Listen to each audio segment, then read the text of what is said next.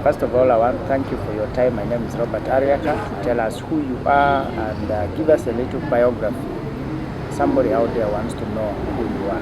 Thank you. Thank you very much for this opportunity. My name is Anguyo Godfrey.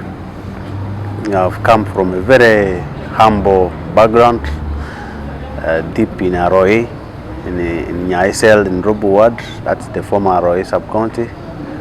And currently I'm the city councilor for Ayivu Division North. That is the former Manibe and the Arua sub-counties.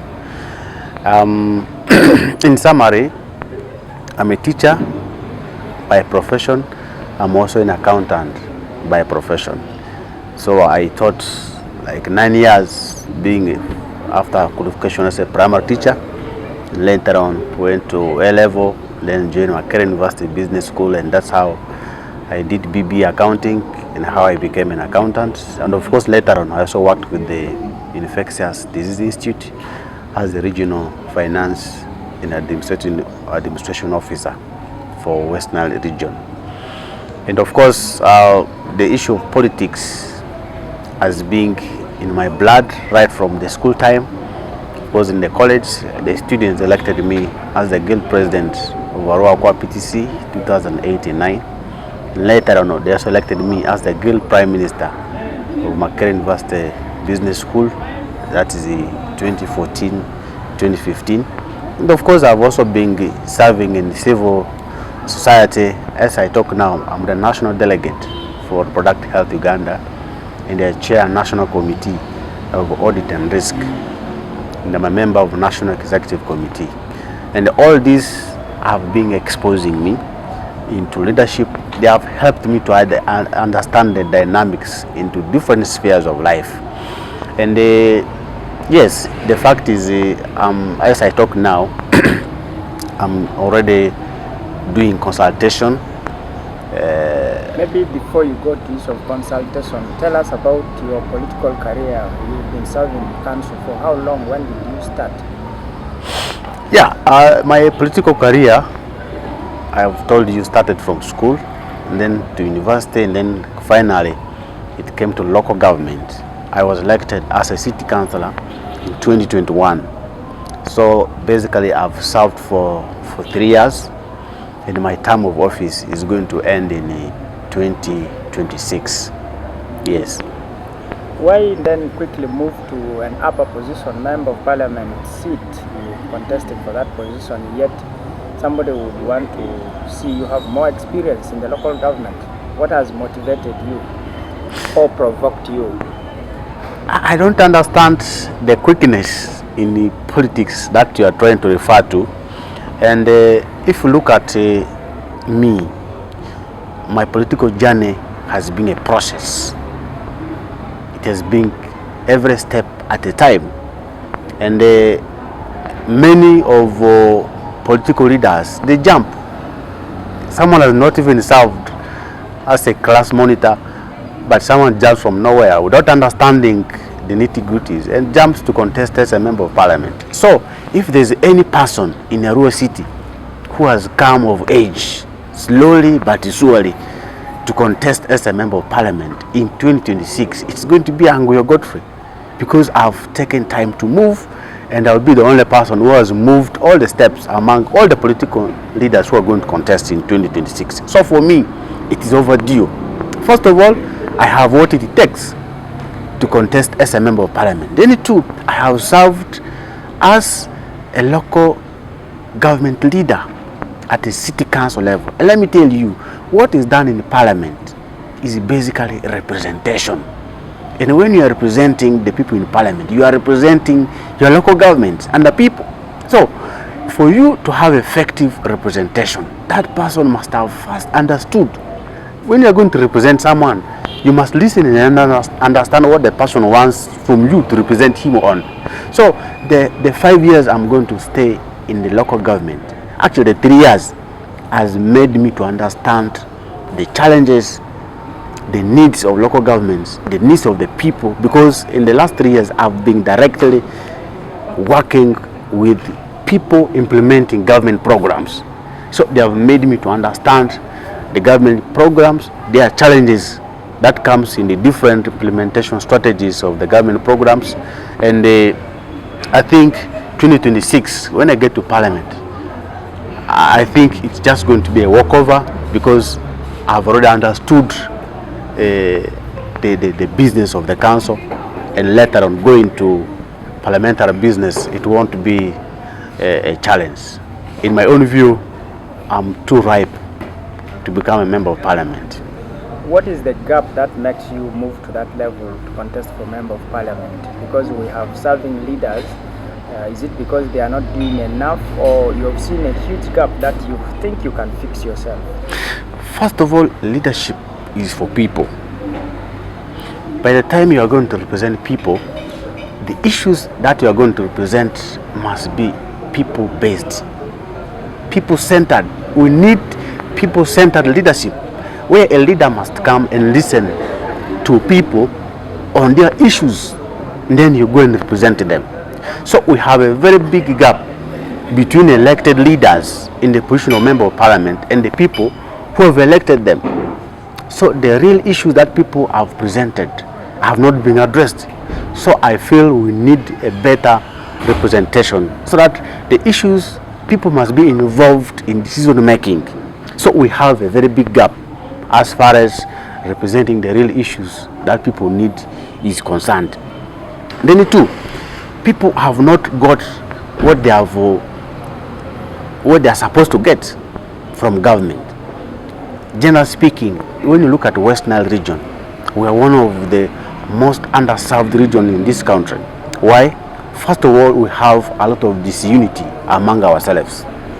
The West Nile Parliamentary Group is one of the most disunited parliamentary groups in this country, and that's why it is very difficult for them to push regional agenda. Just of recent, we have been told after 110 years that the West Nile is going to be connected to the national grid. And where have the leaders been? What has been the issue?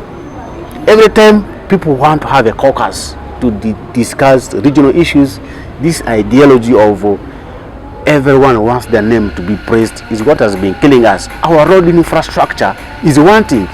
Job employment opportunities are very limited in this region. So these are some of the issues that I think we have not been well represented at the regional level. And then too, at the constituency level, we have a very big gap between the member of Parliament and the people whom he is representing in Parliament. And I think it is time now, because at my age, I'm at the right age between the youth and the old generation. And this is the right age that understands what are those challenges that the young people are going through. What strategies can we put in place to improve their livelihood? How about the age ahead? I think this is a cutting edge, and with the blessing and the support of the people, we'll be able to have effective representation in the 12th Parliament. How do you intend to bridge the gap of disunity in especially the leadership of members of Parliament that you're talking about, that if you're elected, you'll be able to make sure there's unity compared to disunity you're talking about? First of all, for effective unity, there's need for an understanding and there's need for compromise. In conflict resolution, you need to come and understand what are the challenges that has been causing the issues among the leaders. I've told you, one of the biggest issues is people feeling big for the others. You don't want to listen to your colleagues. You think what you have known is the best.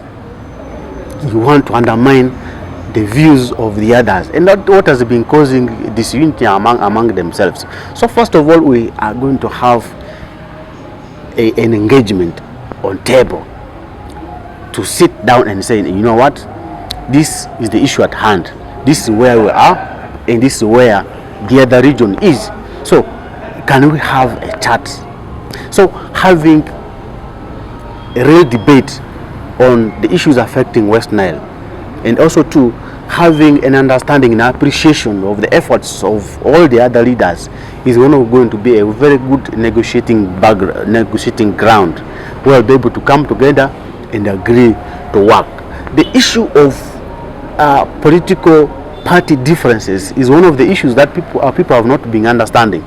When MPs are elected on NRM and others are elected as independent or on opposition, automatically people tend to use the political party differences, forgetting the core issue of the West Nile agenda.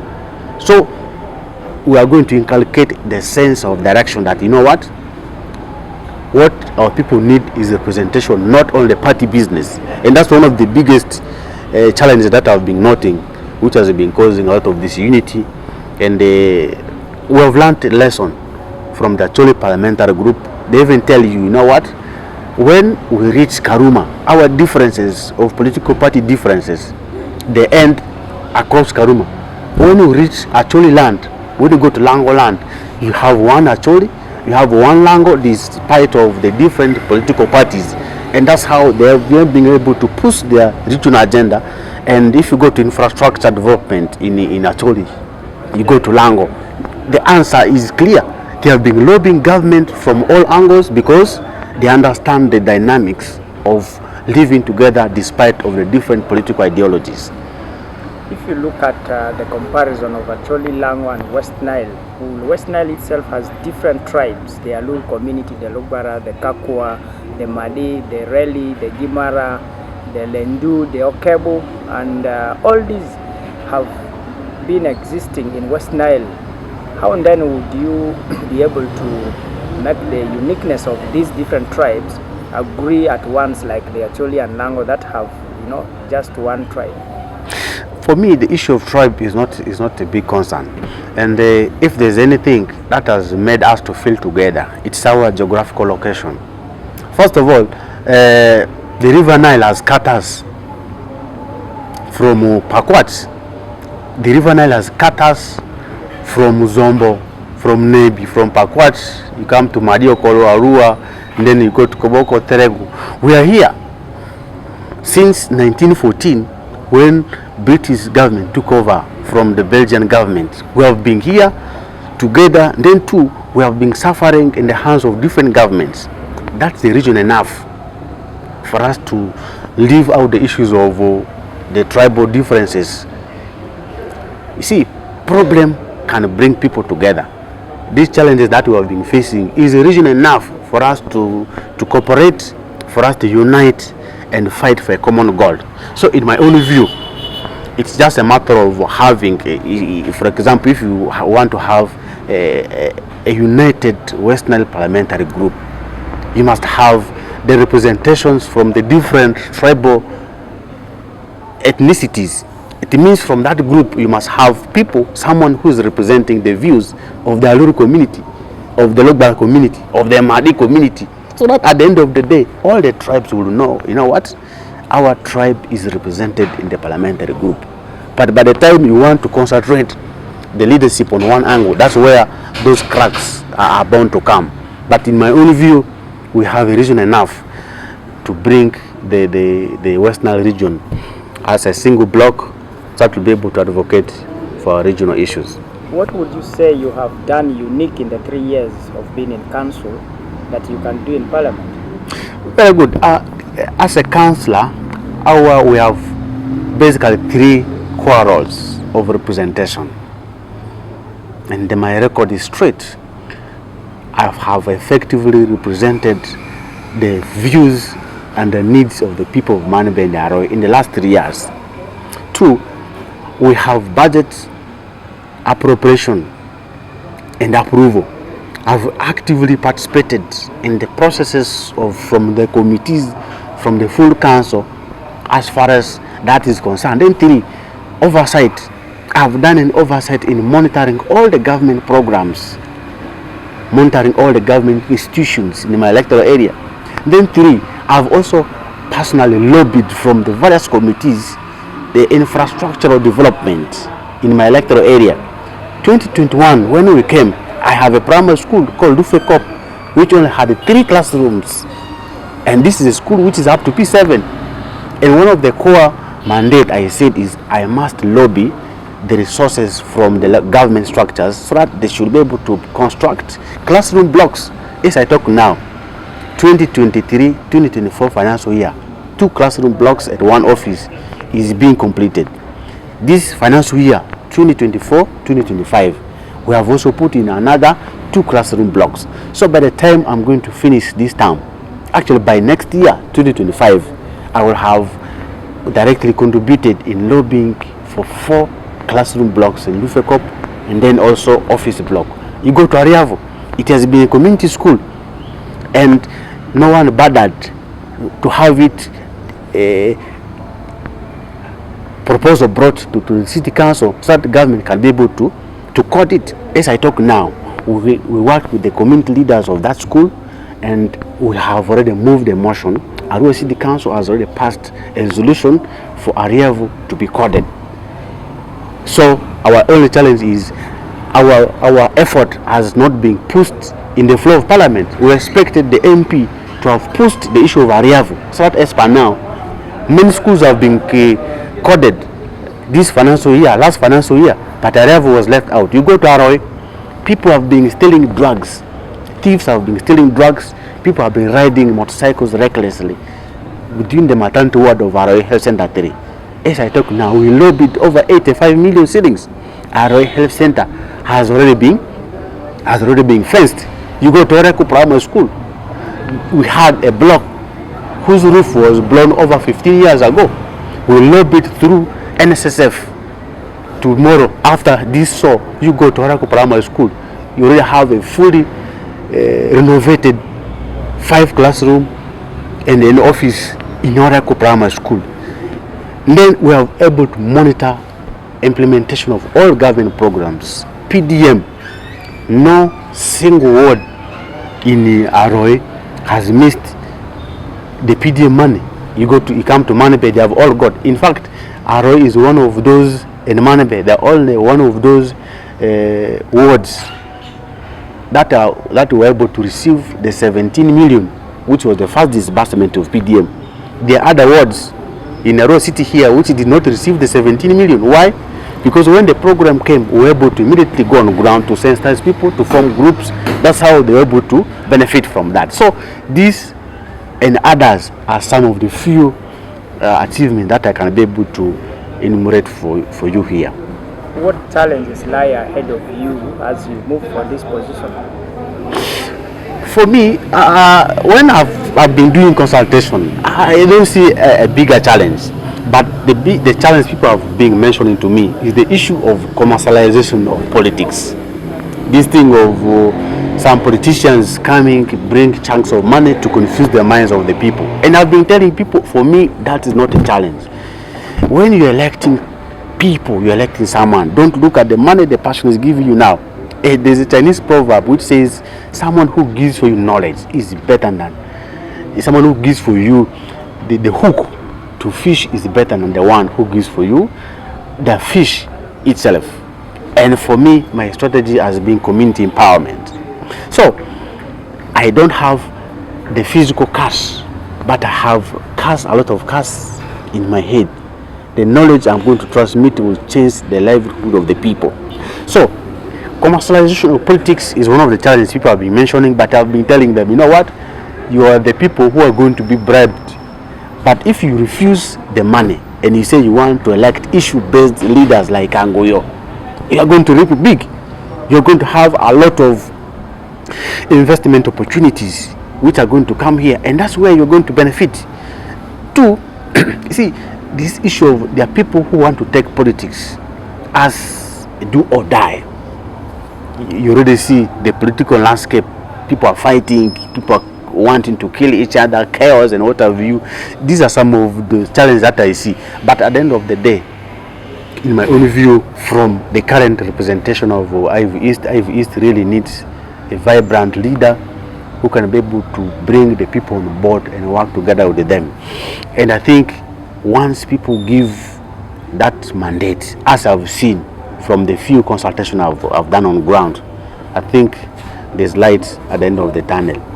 If I may ask you about issues of corruption in Arua City, where you currently represent the people of Arua and Manibel. You're not going to find it easy. Why? Because we have empowered the people. We have told school teachers, your role is to teach, don't come and teach, you want to drink, you are going to be exposed. So basically my issue of fighting corruption in my electoral area has been in terms of community empowerment. In any two, they should go astray. We expose them. So, in my own view, yes, there have been element of corruption. What we have done to our level best is to expose those ones and to have them arrested. West Nile and other regions, we have had leaders who push for regional governance, and in many countries it has helped a lot in terms of regional development, based on the fact that the scramble and petition for resource in that parliament has been an issue where some regions like West Nile are marginalized. What would be your proposal for West Nile to govern its own region, but only remit support to central government, other than struggling in that parliament? Two issues. One, why we have struggled to tap resources from the national treasury is because of our disunity of our leaders. You see, when the British came, they used divide and rule. Government has been using divide and rule policy to divide West Nilers. So the disunity is one thing which has made our leaders fail to push for regional issues. One issue is to bridge that gap, as I told you, to unite the West Nile parliamentary group to push for regional agenda. Then two, regional governance is, I want to agree with you, regional governance can work. First of all, as the people of West Nile, what don't we have? Arua city is a business city, is a trade city, because we are bordering West Nile is bordering three big countries. Eastern DRC is here, South Sudan is here, Central African Republic is here, meaning we can capitalize on business to tap revenue from these bordering countries. So if we reach at a time where government seems as it is happening now, I think the idea of having a regional governance is very, very relevant, because for me, I think we're not going to lose much from the central government, because when the power comes, we'll be able to attract investors who will be able to invest in industrialization and can be able to sell these goods to the neighboring countries and tap resources which can be able to be used for developing this region. The regional governance is very, very important at time T. Maybe as you conclude, yes, the power issue you've been talking about, people still don't have access to this power in their homes. Especially I could even be sure that in Arua and Manibe, their homes that are eligible, qualified to get power, but they don't see poles around. Exactly. How are you going to ensure like a community are able to access this power through rural electrification program? Exactly. In fact, Arua is one of the least connected sub-counties in this city as far as power is concerned. Likewise, Manibe. You go to Arua, the power has simply passed through Arua to go to Marata and Koboko. The power you see, it is on the highway. In the few homesteads which are countable, you come to Manibe, the power has simply passed through Manibe to go to Terego and parts of to go to Terego basically. Because the power has moved, it is a few institutions, a few homes that have power. But the biggest percentage of Manibe and Arua are not connected. You come to the dam here, there's a word called Tanganyika, which is Ayivu, which is just next to Naja. Can you imagine there's no power in parts of that Tanganyika, which is a walkable distance from the city center business district?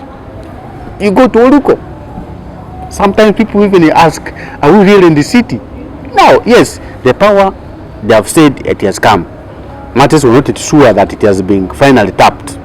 But the issue of electricity connectivity is the biggest challenge. And this is one of the biggest mantles that we're going to take up. When people give me the mandate, we're going to tell the government, you know what? Yes, power has been connected, but it has remained in money. Can we have this power now connected to that final cell in a Kopare, in Manibe, in Lufe Ward, to Ndrausi, to Ajirikoli, so that boy in Ajirikoli can be able to set up a salute. a tailoring, and that old woman can be able to have a value addition of her Simpson.